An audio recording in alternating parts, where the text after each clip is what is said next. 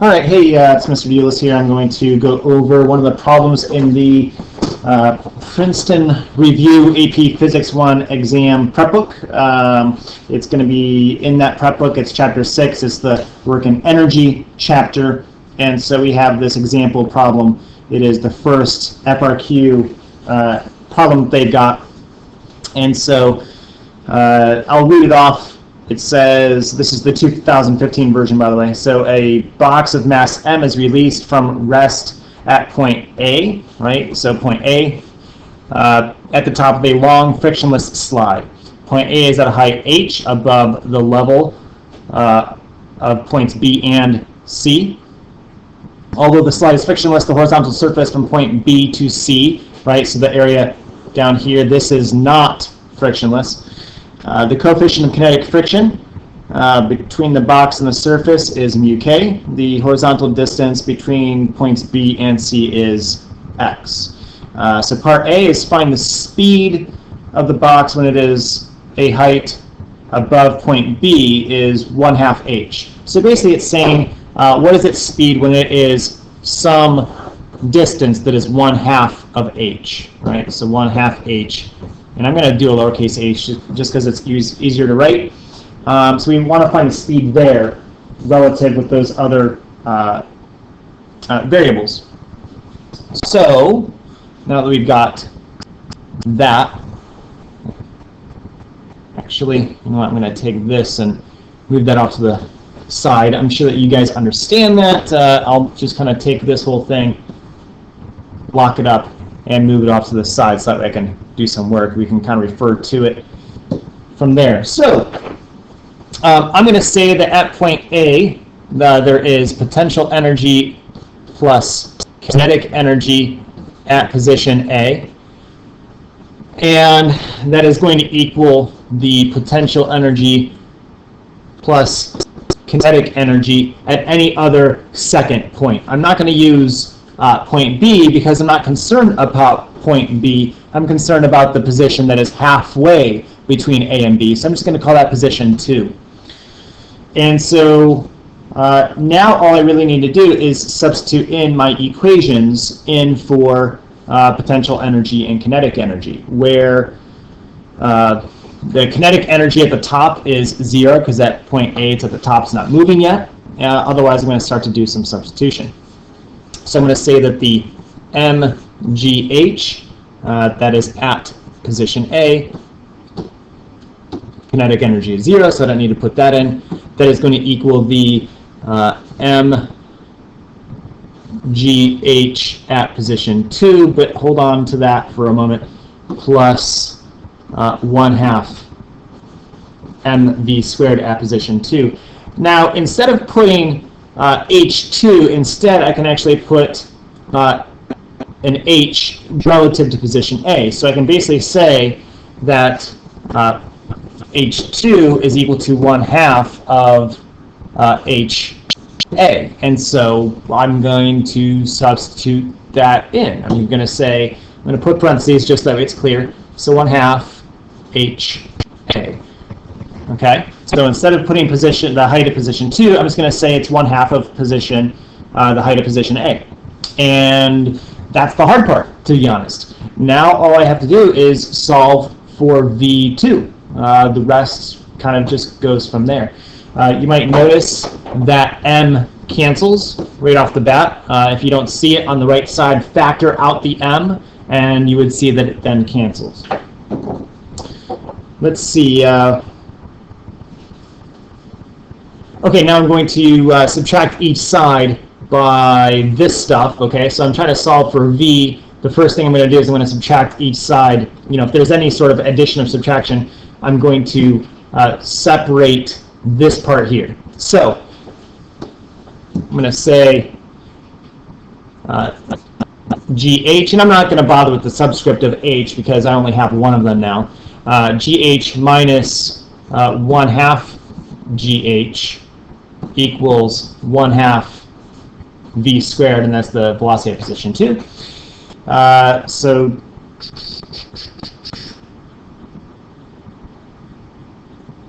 let's see, couple of different ways to go about it. I could go ahead and do the subtract out the 1/2 GH right now, but I'm going to multiply each side by 2. So that would give me 2 GH minus GH equals V2 squared. Then that means that I just have GH on the left, right? 2GH minus GH is GH, and that will equal the V2 squared. And then lastly, I'll take the square root of each side. So the velocity at position 2, that position being halfway down, is going to be equal to the square root of GH, where H is the height of, that's that capital H, and that's the velocity as it's halfway down its way to position B. So that is our answer, and I've put it in terms of the variables that were given, which is what they were always going to be looking for.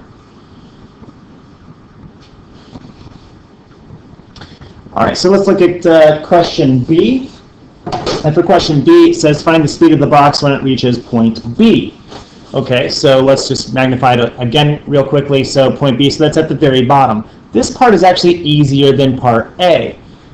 So again, start the same way. We're going to say the potential energy at point A plus the kinetic energy at point A equals the potential at point B plus the kinetic at point B. At the top, there is no kinetic. At the bottom, there's no potential. And so it just simply becomes mgh equals 1/2 mv squared. This is at point A, and this is at point B. The m's cancel, and multiply each side by 2. So 2gh equals v squared. And take the square root. So the velocity at point B is equal to the square root of 2gh. All right. So that one's really typical and should be pretty much should be second nature to you. Let me just say at this point, actually no, I'll forego that for a moment. Let me erase this, and we will kind of start this again from scratch a little bit and work on part C. Part C, determine the value of mu k. That's the coefficient of friction between points B and C, right? So determine mu k so that the box comes to rest at point C. So it's going to come down to some velocity here. We said that that velocity was equal to the square root of 2gh, right? That's at point B. I might as well just go ahead and write that. Terrible looking B, but nonetheless. So once it reaches this point, it's moving at that speed of square root of 2gh, and it's going to slide to a stop until it gets to point C. Okay, so we are, look, with pretty much all work and energy problems, it's going to be either the conservation of energy, which is what I had just done for parts A and B, where it starts with this setup, okay? So every problem practically is going to start either with that setup or this, where it says the work done onto an object is equal to the change in kinetic energy. And you could replace it with potential energy for simplicity if needed, but this is the work energy theorem. One of those two scenarios is going to be pretty much all your problems for this unit. So I'm going to say that the force times the distance to stop the object is equal to the 1/2 m delta v squared. That is essentially putting it simply, where this is the force of friction, and the distance is going to be, I can go ahead and write x, because that's the distance in which it's stopping. The velocity, we have that here, and I can go ahead and substitute that in as well. All right, well, what do I know about the force of friction? I know that the force of friction, as always, is equal to mu k times the normal force. So with that known, I'm going to go ahead and substitute that in right off the bat. So I'm going to say mu k times the normal force is then times x equals 1/2 m. And I'm not going to keep writing the delta v. It's because it's going from that speed down to 0, so delta v is essentially the magnitude is going to be whatever, square root of 2gh. So let's see. Let's substitute in the normal force. Since it is a flat level surface, I were to zoom in on it, so here's the box when it's at that point. We have mg acting down, we have the normal force acting up. They're equal and opposite, therefore the normal force is equal to mg, since it is flat and level. So I'll do that substitution now. So mu k times mg times x equals 1/2 mv squared. And the m's cancel.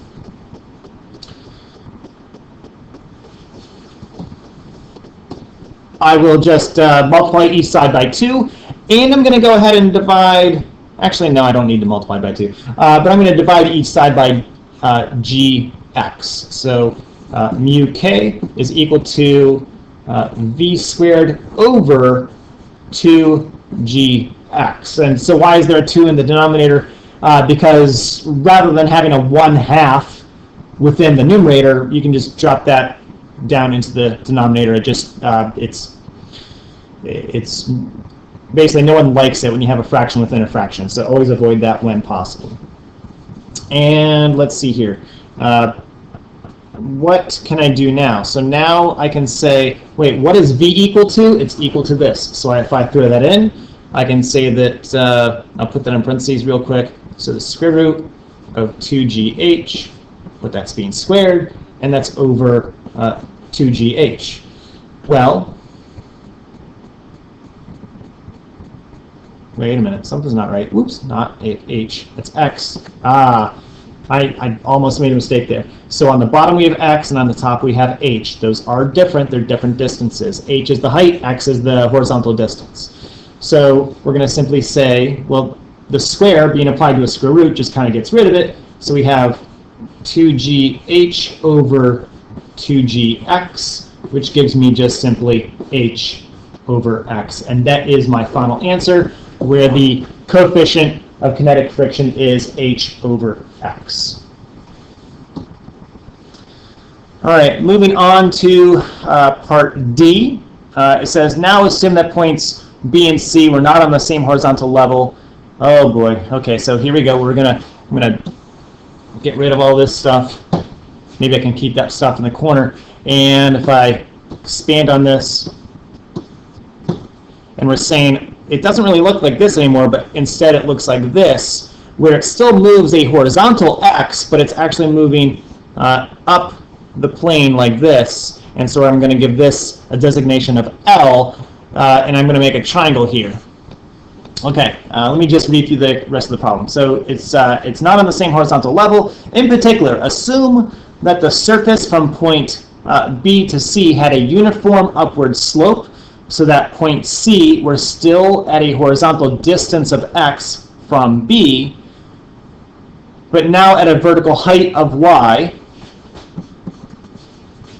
above B. So there's, yeah, okay. So answer the question posted in part C. So basically, what is the coefficient of friction now, given that it still goes a horizontal x, but it also now goes up a vertical y? All right, so let me kind of lock this whole thing in together, shrink it down. And so we're going to take a similar approach. So I'm going to say that the kinetic energy, so I'm looking at this point here at point B, the kinetic energy at point B, because it's all kinetic, right? There's no potential, I'm not going to bother with it.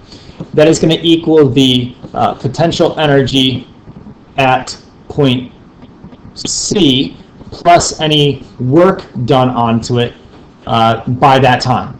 You could also, and I arbitrarily decided to do it like this, just alternatively, you could say the kinetic energy at point B minus any work that has, why did I keep doing that? Well, minus any work that has been done to it by the time it gets to that potential energy of point C. Oftentimes, it would be done as a plus, but the work would be a negative work because it's decreasing its kinetic energy. So that's, in fact, this is probably the typical way to do it. It's as long as you're keeping track of whether it's going to decrease the energy level or increase it, just pay attention to that. So kinetic energy plus the work done onto it, but in this case the work is negative because it is decreasing its kinetic energy through that friction, right? That's the work done by friction, and that's going to equal the potential energy. I'm going to just continue with my first route.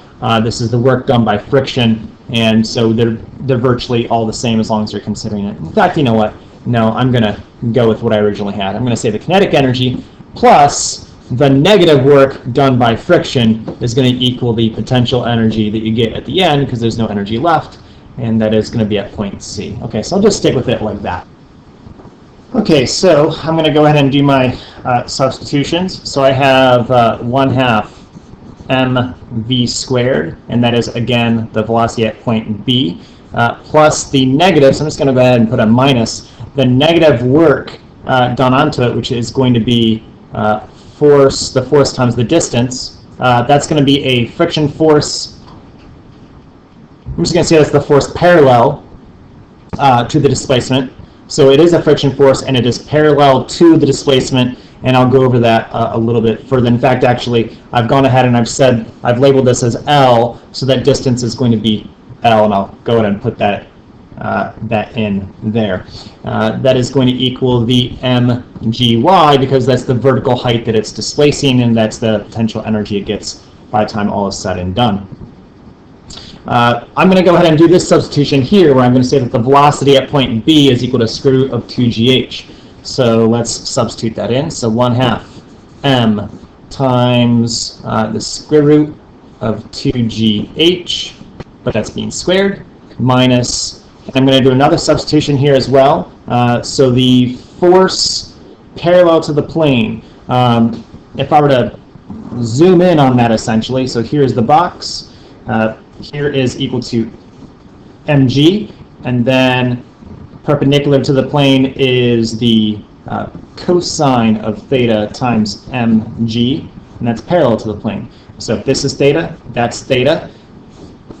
Here is the normal force, and then this is the x direction component of the force of gravity. Whenever we do this sort of problem, we say that this is the y direction and this is the x direction. Along the plane is the x direction.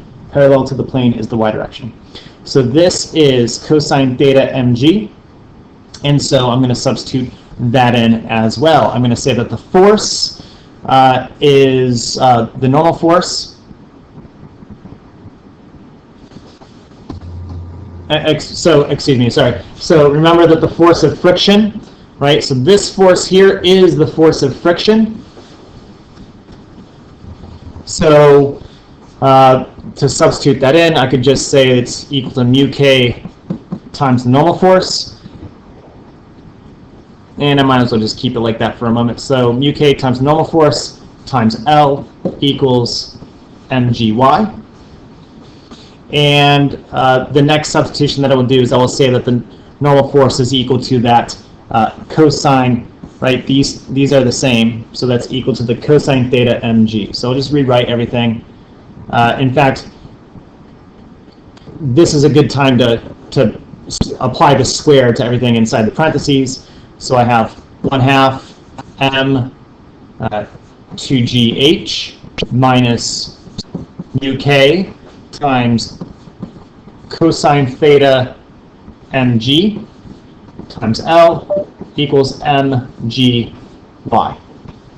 The m's cancel, so m's cancel all the way through. You might also notice that the g's cancel, and we're trying to solve for the coefficient of friction. If I were to add each side by mu k cosine theta, I'll do that. So 1/2, actually the 1/2 and the 2 essentially cancel each other out. So I just have h equals y plus mu k cosine theta L. I'll scroll down just a little bit here.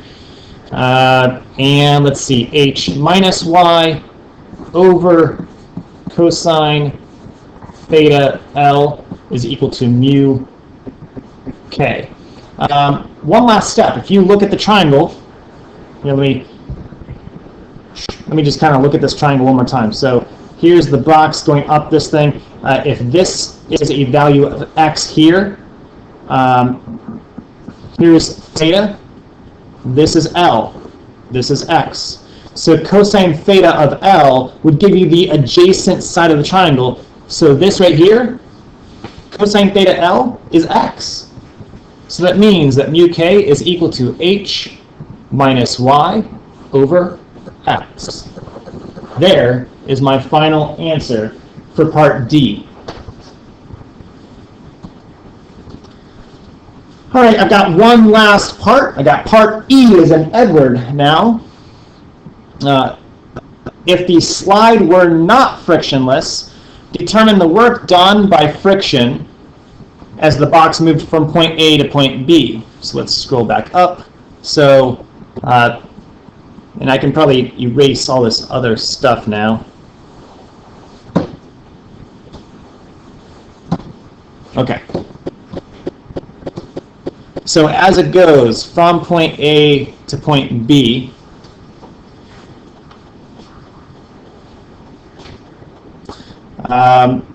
determine the work done by friction as the box moved from point A to point B. If the speed of the box as it reached point B were half the speed calculated in part B.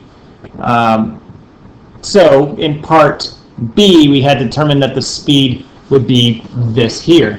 Okay, so we're now saying that the speed when it gets to part B is now going to be half of that. So how much work would be done by friction in order to make that happen? Okay, so we're going to kind of start with the conservation of energy again. We're going to say the potential energy at point A plus any work done. But again, this is going to be negative work, so I'm just going to go ahead and express that now. Is equal to the potential energy plus plus any kinetic energy that it has at point B. But let's see, that at point B it has no potential energy. Okay, so now this is going to get me. Let me just do some mental math here. So I'm just going to say that the work is equal to the potential energy at point A minus the kinetic energy at point B. I notice too often that when there's, you're trying to solve for something and it has a negative value to it, I see too many times people mix up the signs. So what I'm doing mentally is I'm switching. I first start with this. I move it to the other side, so I added the work to each side, and then I subtract each side by the kinetic energy at part B. Okay, that's what I'm doing mentally. All right, so now I go ahead and do my substitutions. So the work is equal to mgh, that's at part A, minus the 1/2 mv squared at part B. But remember, so this is the velocity, the initial velocity from part B. So now I'm going to say that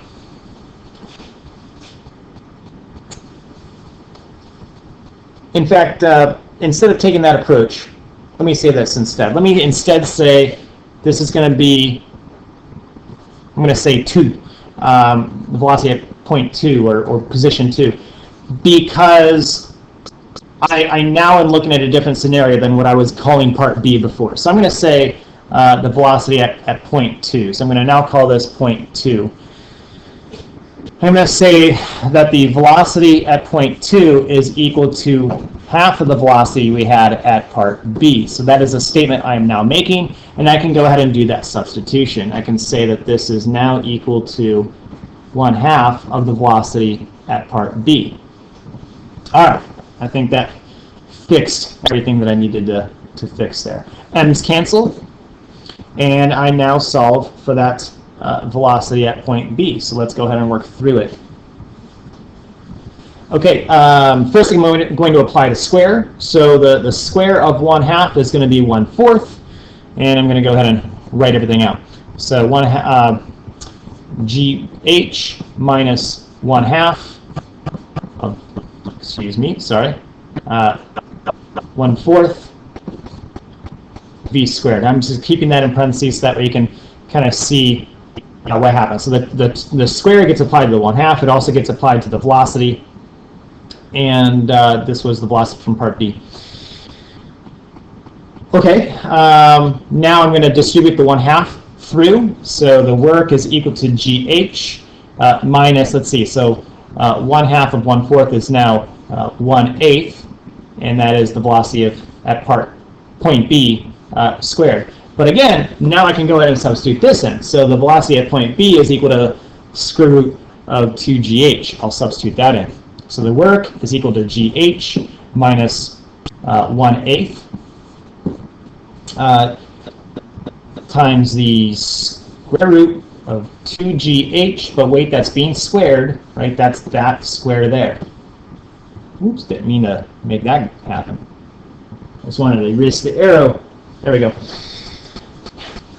So now I'm going to apply this square all the way through, which means that the square root goes away. And that's the only thing that changes. I'm doing this step by step. It's a lot of writing. I would usually skip a few steps here and there as I do it on my own, but just trying to show every little step. Okay, 1/8 times 2 is equal to 1/4. So the work is equal to GH minus 1/4 GH.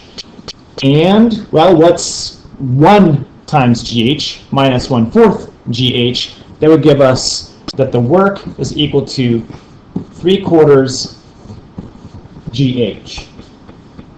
And I feel like I missed something. Did I? Yeah, I did. I missed something. I made a mistake. And I made a common mistake that should never happen. And it's right here.